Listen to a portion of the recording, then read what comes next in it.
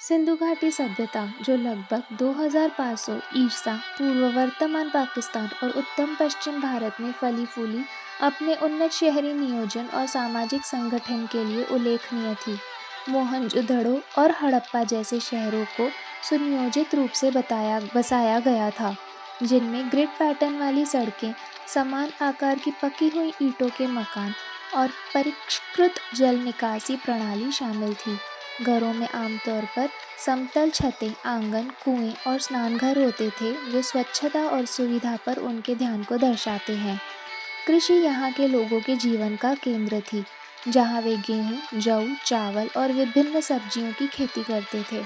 यहाँ के लोग मवेशी, भेड़ और बकरियों जैसे पालतू जानवरों को पालते थे और उनका भोजन वनस्पति आधारित और पशु आधारित दोनों प्रकार का होता था।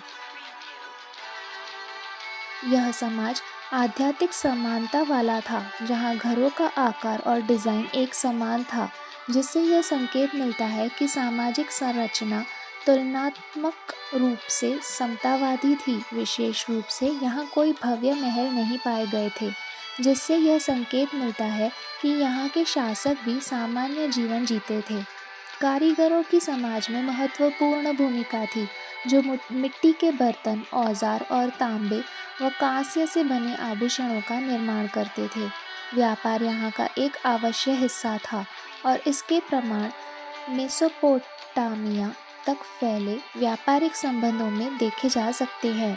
यह व्यापार मानकीकृत तौल और माप प्रणालियों के माध्यम से संचालित होता था। मनोरंजन के साधनों में खेल और संगीत दोनों शामिल थे, जिनके प्रमाण पासे और वाद्य यंत्रों जैसी कलाकृतियों से मिलते हैं।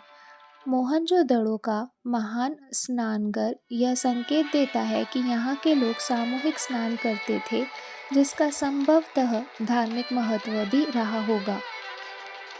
संक्षेप में, सिंधु घाटी सभ्यता अपने उन्नत शहरी जीवन, कृषि आधारित अर्थव्यवस्था, सामाजिक समानता और सांस्कृतिक समृद्धि के लिए जानी जाती थी, जिसने मानव इतिहास पर अपनी स्थायी छाप छोड़ दी।